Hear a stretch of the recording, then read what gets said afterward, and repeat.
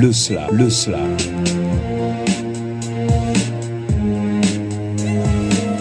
Slam ci xol. Slam ci xel. Art d'expression populaire orale, déclamatoire. Slam ci nekkin. Slam ci doxalin. Fii ci 94.5 sous forme de rencontre et de chute oratoire.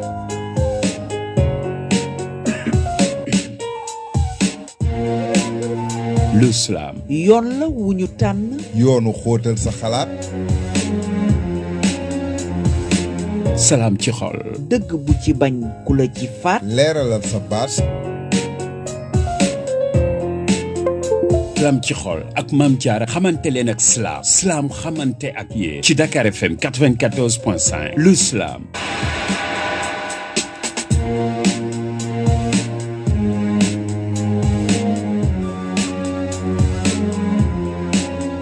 « 94.5 Dakar FM la rajo Bonheur seen émission Slam si xol kon ñu leen di naan slam di leen ziar di leen jox cër bu baax a baax namoon leen lool waaye di naan slam jawrin salaam Mame Diarra salaam. kon nag Tambédou kon nag tey moo nekk jawriñ ji nga xamante ne nag ndeysaan bu waa Plume d'éveil nga xam ne bii mooy seen 4e émission bu Plume d'éveil. bu Plume D'accord. d'éveil. Merci beaucoup 94.5 Dakar FM seen émission Slam ci xol ak Plume d'éveil académie Plume d'éveil Tambédou ne rek nga ànd ak Diarra Slam. ànd ak Diarra salaam. kon nag jeex na et 94.5 Dakar FM 94.5 seen émission Slam ci xol na muy tëddee moo di daal di dalal benn collectif nag bi muy dalal ñoom dinañu ànd ak ñoom ci ñeenti émission yi ñuy ànd ak ñoom ñu mën a xam lii di académie boobu ñoom ñooy ñan naka la ñu tëddee seen biographie dañ ko waxtaanee ñu gën leen a xam ak ña fa nekk waaye dinañ ñëw ci beneen numéro boo xamante ne dinañu waxtaanee lii di mbind dinañ ko waxtaanee maanaam écriture dinañ ñëw waxtaanee tamit lii di scène waaye tey jii ñu ñëw di waxtaanee lii nga xam ne nag moom moo di comité management nga xam ne mënoo artiste mënul dem ma yaakaar ne sans loolu te tey ngir ñu am ci lu gën a leer dinañ waxtaan ak kii di Tambédou kon vraiment je crois que balaa ñuy mën a démarrer ñu dem seeti Dia Slameur mën nañ dem seeti Dia Slameur. ba noppi dellu siwaat incha allah ñu war a xam nag bu boobaa nga indil ñu ñii nga xam ne moom moo di waa Plume d'éveil ñu mën a waxtaan si communauté de management bi 94.5 on va tout de suite démarrer avec Dia Slameur ce morceau titré Immigration clandestine. Dia Slameur immigration clandestine mu nekk benn son boo xamante ni je pense ça parle de l'actualité. xam naa ni on aura le temps d'écouter ça de consommer ça. surtout auditeur 94.5 Dakar nga xam ni seen émission Slam ci xol nekku fi lu dul promouvoir l'islam ba nga xamante ni fépp fu waay nekk ci Sénégal ak ci bitim réew di nga si mën a jariñu les slameurs liggéey bi am solo bi nga xam ne ñu ngi koy def ci ruq yi liggéey bu am solo bi nga xam ne ñu ngi koy def ci biti ñu ñëw fii wane ko ba ñëpp mën si jot quoi waaye mu nekk lu am solo kon ma naan Demba soo noppee rek ñu daal di dem seeti kii nga xam ne mooy Dia Slameur ci immigration boobu mu nekk tamit loo xam ne jamono ji gis nga gaal bi nga xamante ni suux na te li ci décédé bari na dëgg la mu nekk lu daw yaram si ndaw ñi te li ma si gën a métti tamit mooy ndaw ñi saa su ne ku ci def li ngay def dafa mel ni doo ci tàggoo dëgg la da ngay jékki-jékki rek ñu daal di yëgandoo li am moo xam mu neex wala mu naqari dëgg la yow en tant que bindkat dégg nga waxkat tey jii lan nga xalaat ci loolu li ma ci xalaat mooy dafa nekk benn fait boo xamante ni c'est récurrent benn fait boo xamante ni la à chaque fois dafay dem di ñëwaat. Je pense defoon nañ fi benn deuil virtuel bu plus de 500 jeunes yoo xamante ni dee nañ 500 benn lim la juste bu significatif mais ëpp na loolu. Et depuis tout ce temps combien de jeunes sont morts ci biir géej gi. te à chaque fois bu nee day dakk état bi jëlaat ay mesures mais après dañuy gisaat ne phénomène bi dafay ñëwaat. léegi nag la question qu'on doit se poser mooy lan moo tax géej gi nekk deewukaay ba pare jeunes yi di ko dem di ko am emprunté à chaque fois. Donc c'est là où le bas blesse comme le dit les tubaab quoi. waaw mais c'est là où le bas blesse kon nag gis ngeen mu nekk lu am solo parents yi doy na waar. ki ci dem ba nga xamante ne ñëw na. mais da ngay xool benn instant muy expliquer fi muy expliquer. donc baat bi ni mu mel. mu wax ne li ko may force pour mu génn. mooy ni mu doon xalaate am na ña ca jotoon a dee ci famille bi. muy xoolaat xam aku doom ci maanaam doom ni mu saxee ci xolu ndey ja quoi. xam naa mu xam ne lii sama yaay bu ko yëgaatee nan lay def. xam naa mu am force boobu. moo tax dañuy dem ànd ak Dia Slameur immigration.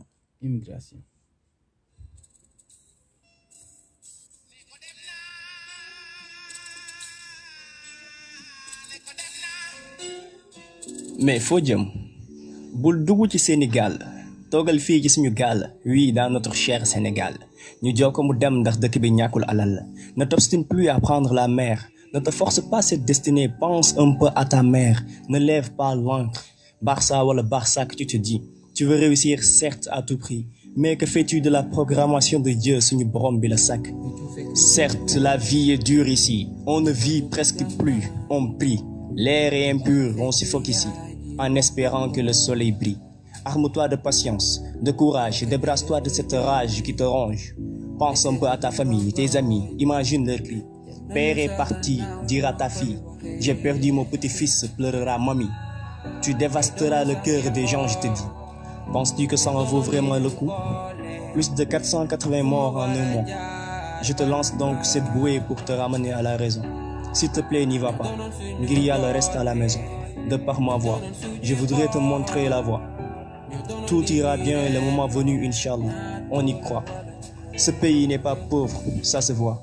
Y rester et y réussir est bien possible. Et c'est notre choix. Salam alaikum. ndeysaan tooy na xol Tambédou. tooy na xol di ziar suñu maître Dia Slameur.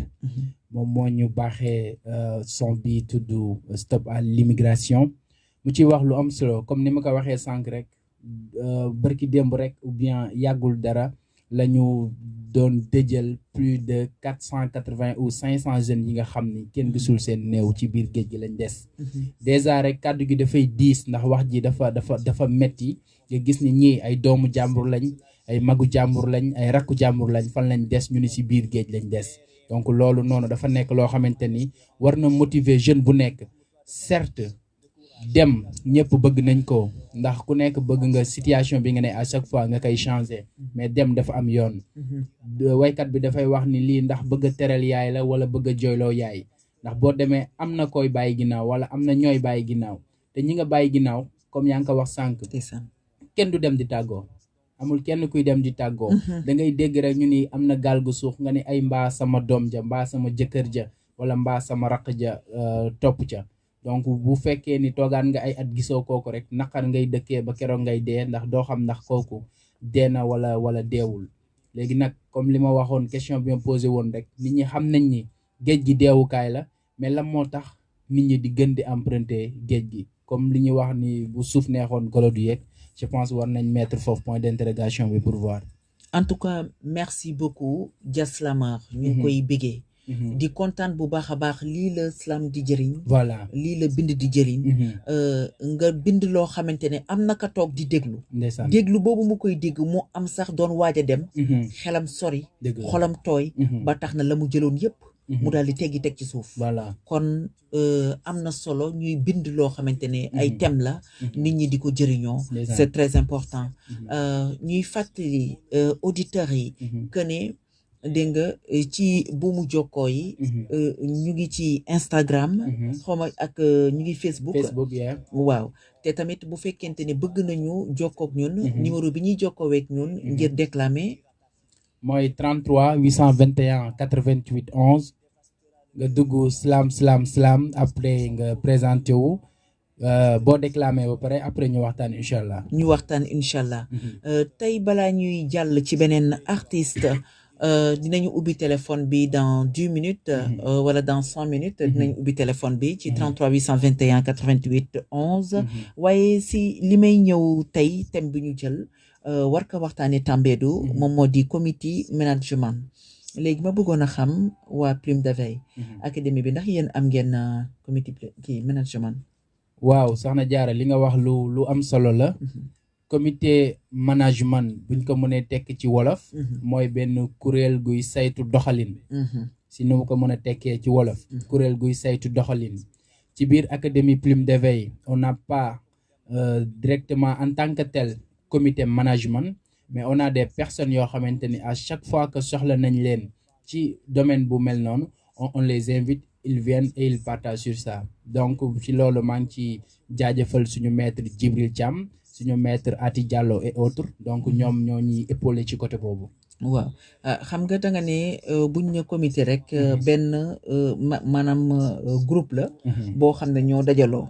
donc am na différence ak management. waaw am na différence management tey bu ñu ñëwee fu may laajtee Plume de Veille tey soo ñëwee tey comme da nga ñëw ci ne groupe la voilà kon dama lay naan lan mooy différencier management ak comité management. ok management ak comité management management mën nañ am benn nit mu nekk sa manager voilà comité management c'est quelque chose de structuré maanaam soit nga am quelqu'un qui gère l'administration am quelqu'un boo xamante ni mooy gérer la direction artistique am quelqu'un boo xamante ni soit moom mooy gérer la production ou bien les relations extérieures am quelqu'un boo xamante ni mooy gérer la comptabilité am quelqu'un boo xamante ni moom mooy gérer leneen ak leneen donc c'est tout un tas de travail ci biir comité management quoi. waaw donc c'est très important ba tax na ñu ko comprendre woon nañu comprendre ne management bi benn nit la di nga gis comme boo demee ci mbalaxmaan ni ñu ne la sama manager bi d'accord mais comité management groupe lay doon bi nga xamante ne ñoom ñooy jàllale ci Twitter ñoom ñooy nekk ci internet bi maanaam ci lënd bi dégg nga ci buumu jokkoo yi waaw mais léegi yow nga ne yéen amu leen ko mais saay bu fekkente ne soxla ngeen ko ci ngeen di jël benn équipe boo xamante ne mooy taxaw pour loolu mais loolu est-ce que nekk na loo xamante ne dana sotti juste ma yaakaar ne ngeen amoon tey ñoo xamante ne dañu nekkoon ak yéen parce que da ngeen ne académie Plume de Veille te ci académie Plume de Veille ngeen nekk ñuy jàngale ci biir te yéen ngeen nekk ñoo xam ne tamit ci li ma jàngat ci si yéen ci seen biir yéen a ngi def lu bari aar yu bari li tax léegi loolu xalaatu leen ndëgam amu leen ko ngeen dugal ko ci biir ba ndaw yi di ko jàng ba mu am équipe boo xam ne dana nekk ci biir taxaw pour mu nekk équipe boo xamante ne comité management la bu taxaw boo xamante ne bu académie bi ba lépp lu ngeen am mu taxaw ci. waaw su ma defee benn rappel bu historique. On avait Samba Mbalo bu Kaddu Yarax. Bon, c'est un artiste, c'est un metteur en scène, c'est un tout quoi. Donc on l'avait invité à la bibliothèque de Yeumbeul Sud. Donc mu defal ñu benn formation sur l'entrepreneuriat. xam nga on a entrepreneuriat pour entreprendre, créer des choses genre entreprise individuelle et autres. Mais il faisait une formation sur l'entrepreneuriat. Donc jeu de mots la boo xamante ni maanaam on va entreprendre ci biir art bu ñuy def. ci biir art bi. ci boobu noonu on a passé 3 jours ensemble boo xamante ni nii daf ñu doon montrer comment est-ce que nañu mën a jugee ci Plume de Veille dem ci académie Plume de Veille parce que auparavant c'était Plume de Veille seulement. Mais ginnaaw bi ñu jugee ci formation boobu noonu ak li nga compétence yi nga xam ne jëlee nañ fa si lañ taxaw ci même place bi. daal ni pourquoi pas ñu taxawal soit école Plume de Veille wala genre on a trouvé pas mal de noms.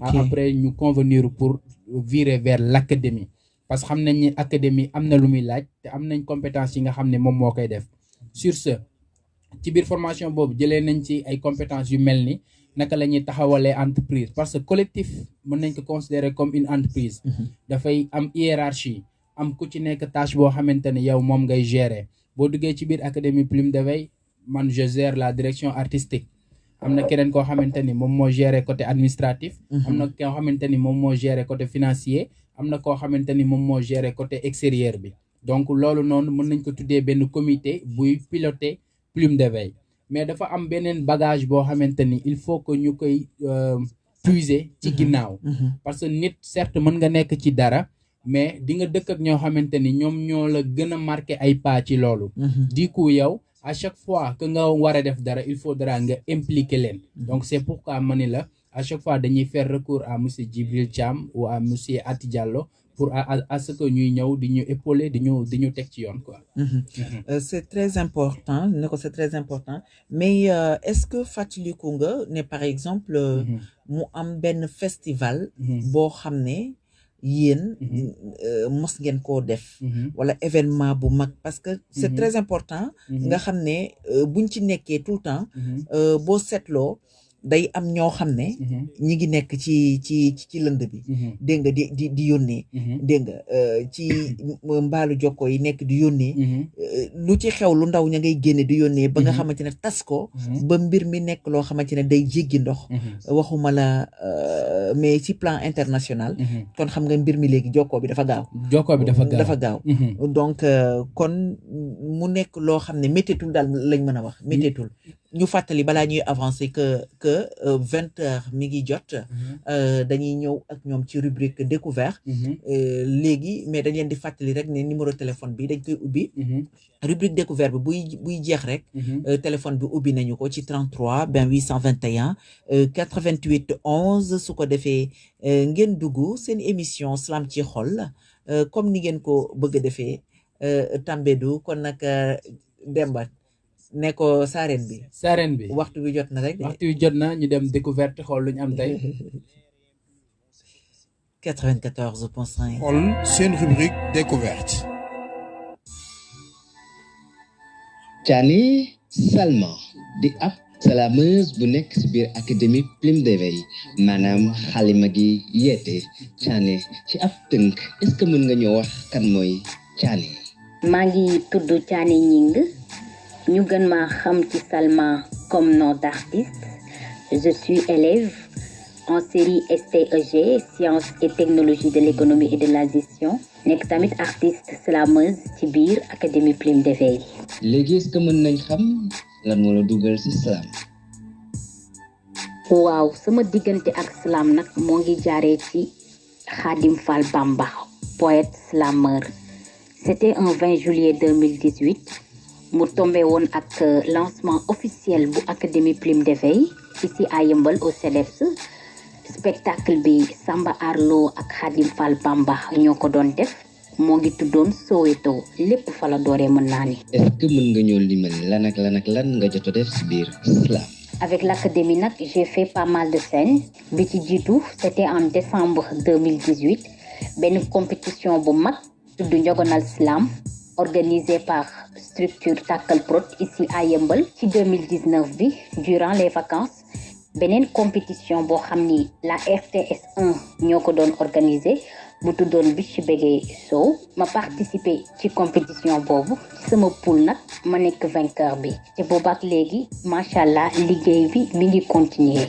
Thiané est-ce que mën nañoo xam sa jaar-jaar ci biir Académie Plume d'éveil lan nga def bu dugg ci Académie Plume d'éveil ak ay jaloore yi nga def ci biir Académie Plume d'éveil. Académie bi rendez-vous du donner et du recevoir la. macha allah yooyu yëpp dañu ko ci def te ci biir woykat yaa ngi ci parce que am na Plume d'éveil voice am na ci ñoo xam ne ñoo ngi dessin kenn ku ci nekk ak sa touche personnelle nga ñëw nag dolli ko ci slam bi moo tax académie bi moom académie la macha allah. fii ak ci kanam ñu ngi xaar Thiané ban slameur la bëgg a doon ak yan projet la am ak ambition ci slamam. bëgg naa yóbbu slam fu sori.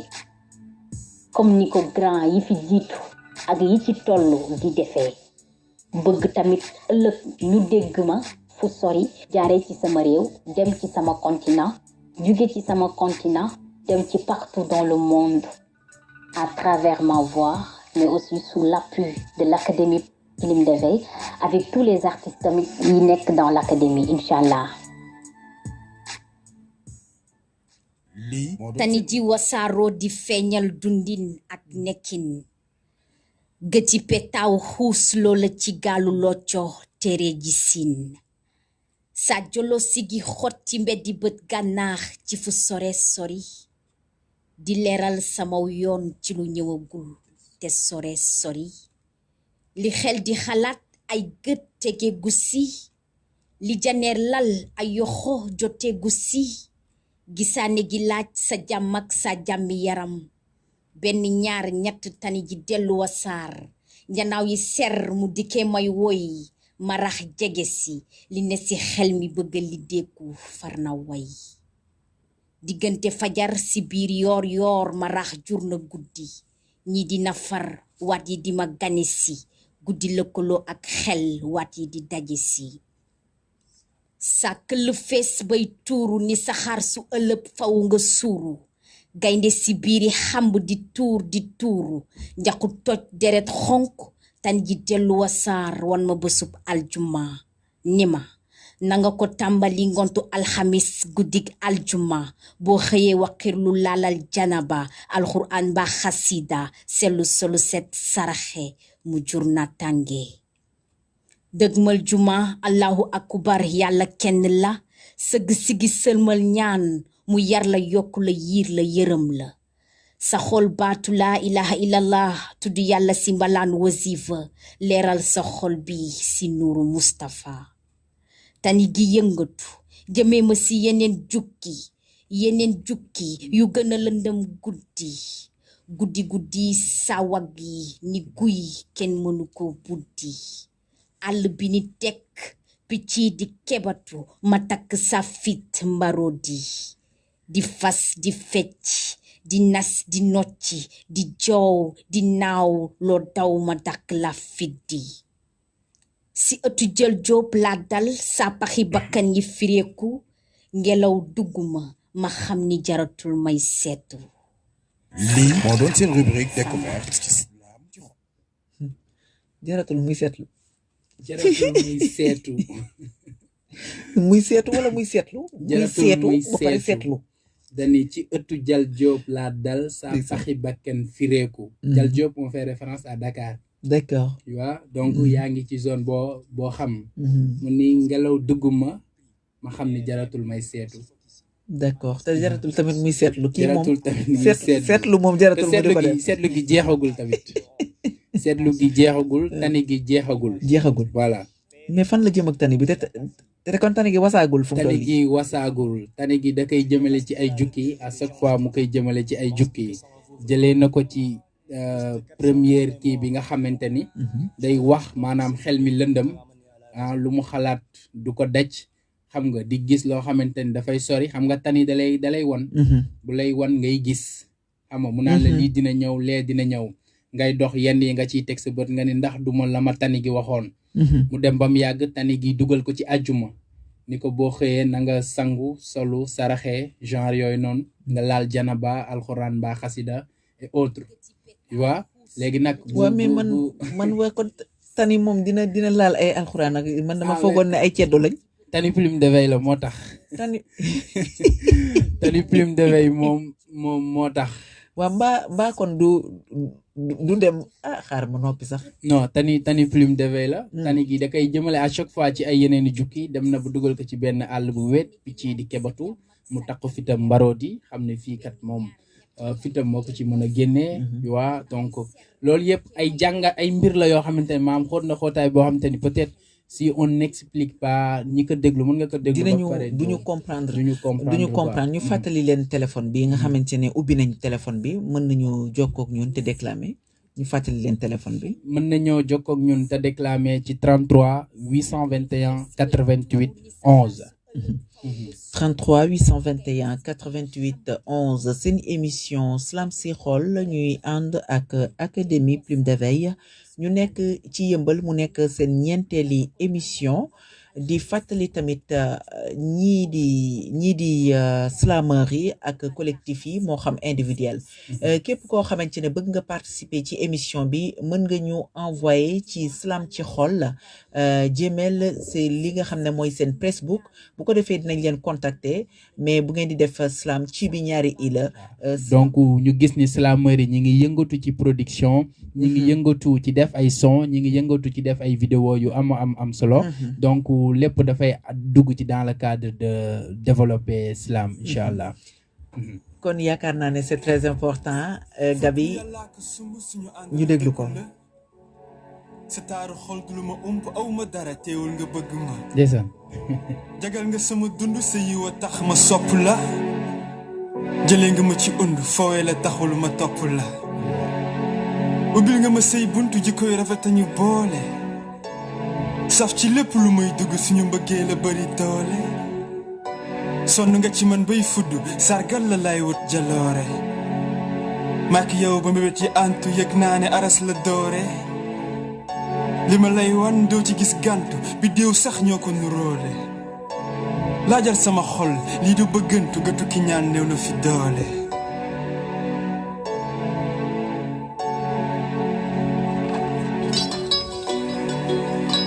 lu tax ci man bis bu ne yaa ngi faxas lu tilim ci man doo tàyyi ci di ko raxas yaa ma gënal bànneex nee ma lu tax may la danga muus taaru teg ci bari cas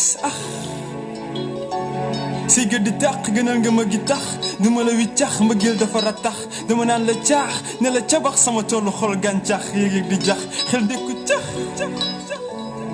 saa su ma meree nga raay sama kawar bopp ma ree yow it nga ree taw féex baawaan saxal mbégte yemoo ci yëngal ma yaa ngi may xamal yemoo ci bëggal ma yaa ngi may ormal yaay sama urul ay ni sama jinjeer sama sineebar nga may saf malayka nii weddi la janeer xalaat di ma feebar maak yow ba alxayri fi nga téebul ko bàyyi di nga muuru sëy si ñu ànd fii ci géeju bànneex sëy si duma la dóor saaga war a yën lu diis may sa góor sa saaba yaay sama miis ñoo tullu xóor topp caada ànd bi du tër xiis yaa ma gën a li gën ci man li gën a jag ci man ndax yow rek laa am man képp nga xam rëy du garab féexulul xol kon su ma la tooñee urul ay ni baal ma mbubb sëy laa bëgg ñu ànd sol kon faw ñu yaatal lépp labat la dund ak yow bi lay caakiri la tënkee nga ma bànneex iri ma fu sama xol méttee nga firi ma kon bu la neexee urul ay ni diri ma yóbbu ma fu neexal neex wéere ma ma topp sa ginnaaw yokku taar ci sa rafetaay boo dee andi jàppal ne maay cuuraay ma wàcc sama ànd def naa la sama njëgënaay soxlu ma beneen ànd ndax yaay sama wettalikaay li may wax bu neexul sa xol naga ma rey billaay waaye bu neexee ba doy la wettalikaay dee ma raay wallaay man ak yow ba aljana ñu ànd wettalikoo afiya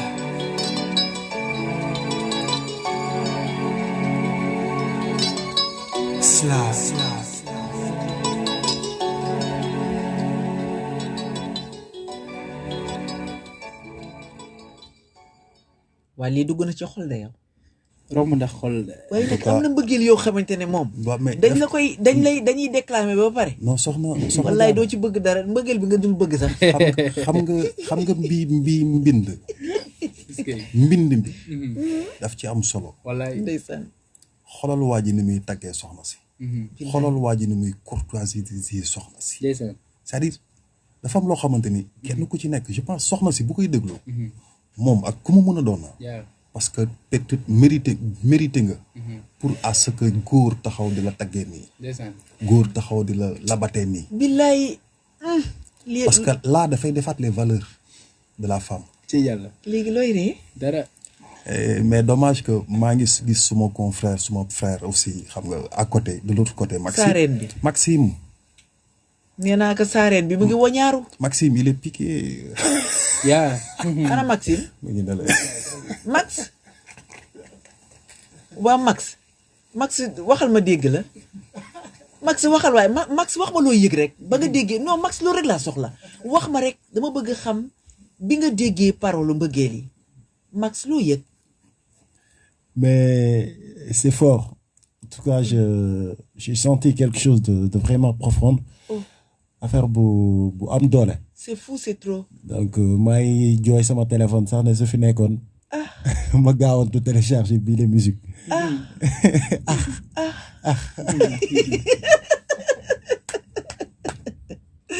mais gars yi lii neex na tey mi ngi taw biti baa ngi taw waaye fii ngi wàcc. non mais damay wax tout le temps nañu bàyyi xel. waaw mais slam ci xol bu feesee ci xol aussi dafay tuuru walaay. moo tax wàcc na yi tamit. slam ci xol bu feesee ci xol dafay tuuru. waaye dafay fekk ne ñu jox la li ñu sentiree ci xol. bu ñu la joxee li ñu sentiree ci xol. waaw day dugg ci biir xol. te moom lañ la jox. moo tax ba mu jeex tàkk. attends waaw comme à chaque fois da nga koy wax fii lu jógee ci xol lekk lay mën a dellu. may sa li muy wax ak ni mu koy déclamer. mbind mi xol la ko bindee bi mu koy déclamer xol la ko déclamer donc ndaw si jotee ko ci xol ba yow mi aussi tamit nga mën ci daanu ci xol. man maa lay ne dama cee daanu ci xol. non waxuma ko de dama ko sentir rek.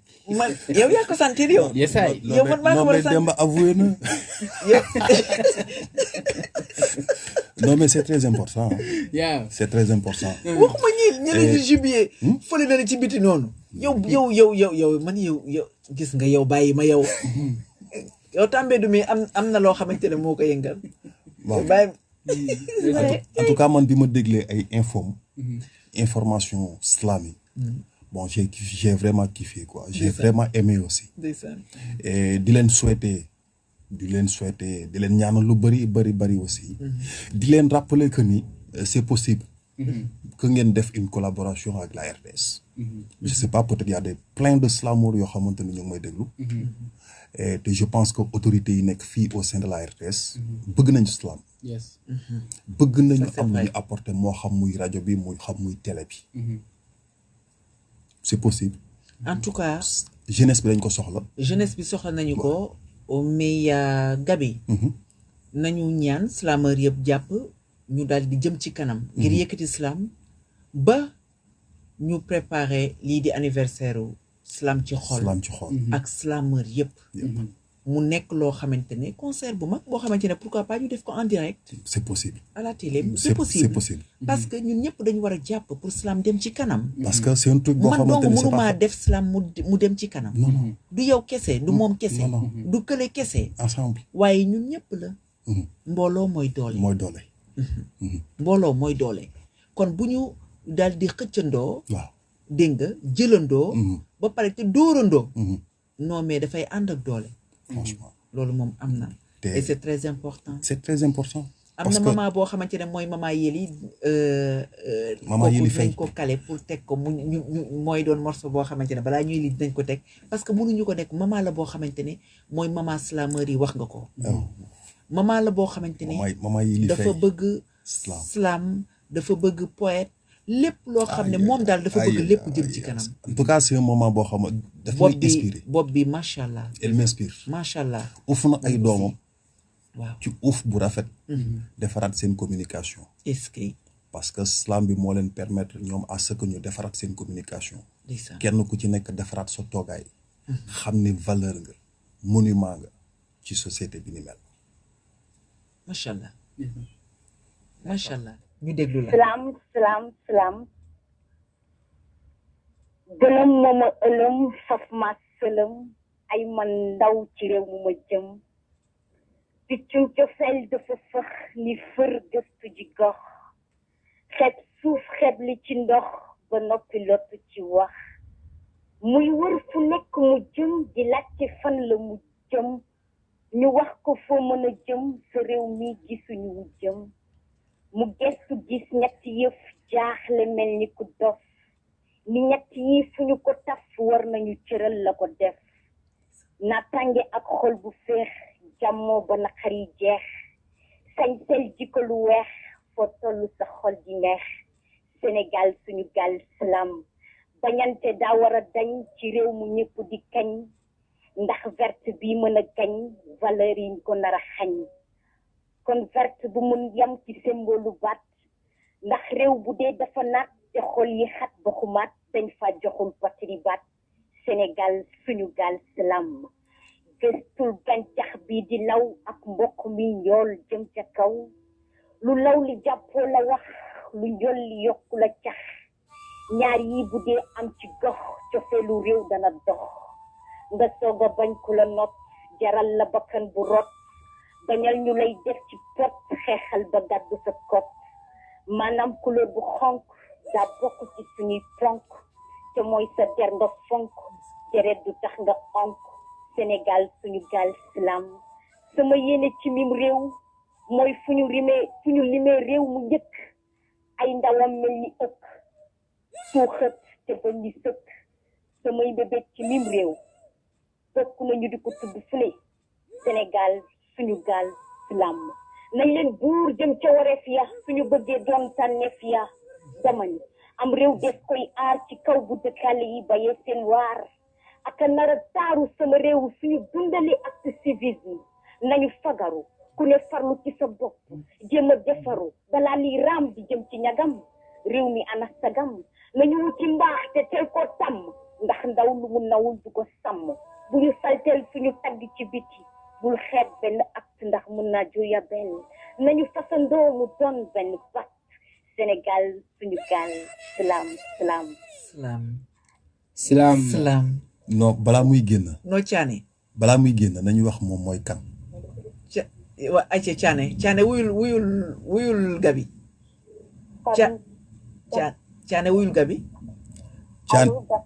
Thiané na nga def en tout cas jooyloo nga ay xol billaay ci biir Slam ci xol billaay léegi dama bëgg parce que am na ñu lay déglu ñoo xamante ni peut-être xamuñu la nga wax leen yow yaay kan waaw salaamaaleykum waa Sénégal Dakar FM 94.5 émission Slam ci xol soxna Diarra maa ngi lay nuyu ak notre mentor ziar bu wér ak grand boobu nekk foofu ci Gabi Tambédou maa ngi tudd Thiané ñi ngi gën maa xam ci Salma comme nom d'artiste nekk élève comme ni ma ko waxee woon waaye tamit nekk artiste slameuse bi di ma tàggat ci biir académie Plume d'éveil macha allah et ça fait ñaata at nga nekk ci académie bi waaw depuis 2018 ak léegi ça fait 4 ans je sais pas 4 ans nga bind boo xamante ne ku am 50 ans moo ko waroon a bind non je te jure Thiané non mais attends c'est-à-dire dafa am ñeneen ñu lay déglu ñoo xamante ni peut-être xëy na soxla nañu remettre le point sur le i parce que bu ñu demee ba xale bu ndaw di delloowaat di ñu delloowaat ca la mag ña waroon a dox fa mag ña waroon a teg seen tànk xale boobu di ko wax non mérité na à ce que ñu xam ko mérité na à ce que ñu révéler loolu aussi waaw et ma lay jaajëfal bu baax et di la encourager aussi surtout bu baax merci beaucoup et franchement parce que xam naa ni waaw yow buñ ko lëñbatee ba ci biir ah non franchement war nañu mën a génneewaat lu bari ci yow Tambédou wala Thiané waaw Tambédou bàyyi També bi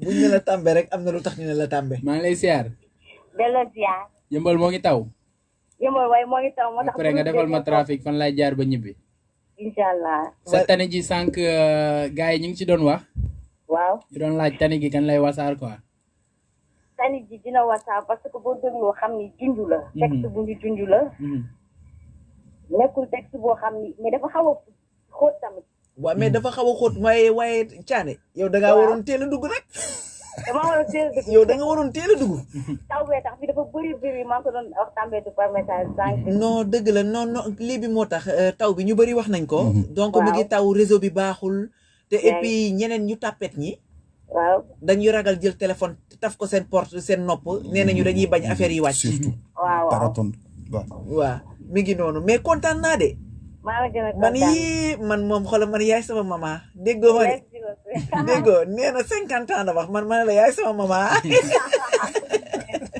merci beaucoup merci xam naa ne vraiment lu neex du doy mais xam naa dañuy tàggatoo rek vite fait ndax tey moom dañuy dem dañoo lekk ba temps bi jeex dañuy tàggatoo rek vite fait bu fi mama yi li nekkee rek ñu daal di koy teg àndal ak moom journal Tambédou. waaw non man Gabi ma nuyu la nuyu naa leen ñëpp ah. kontaan nañu. waaw peace am out. waaw mais xamal ne rek ne fii xam nga kër gi sa kër. non whatever. non kër gi sa kër kër gi sa kër. man ak yow ñoo far. kon bul wax dara kooku moom moo di Gabi seen xarit Tambédou. lu waay di dugg lu nekk bu sañoon am sa ndam. lu nit xiif mën a suur bu dee sax ñandam. kuy sàkku xam-xam bul di wuutee jotaayu kàngam. fexeel ba joxe saa yoo tàllalee sa juróomi baaraam. sukkal say bët saa yoo jàkkaarloog moom te ram. mu jariñ la àddina ak alaxira ki yey di gaydel loo borom ndam salaamaaleykum wa rahmatullahi taala wa barakaatu 94.5 Dakar FM fii la ñuy tàggatoo ak yéen ci seen émission Slam ci xol ñu àndoon mu nekkoon Gabi ci biir kër gi waaye kii nga xamante ne moo di sareen bi Tambédou Académie Plume d'éveil mu ànd ak ñun ci ñeenti émission waaye ñi jëlaat nag beneen académie war fee teewaat ñu àndaat ak moom ci yeneen i émission Slam ci xol la fii la ma leen di tàggatoo ak yéen di leen di jox ndaje ci beneen émission wu Slam ci xol talaata bii di ñëw des tuut ñu lëkkale suñu chaîne yi ngir jottali leen xibaar yi ci yaatal fii ci 94.5 Slam ci xol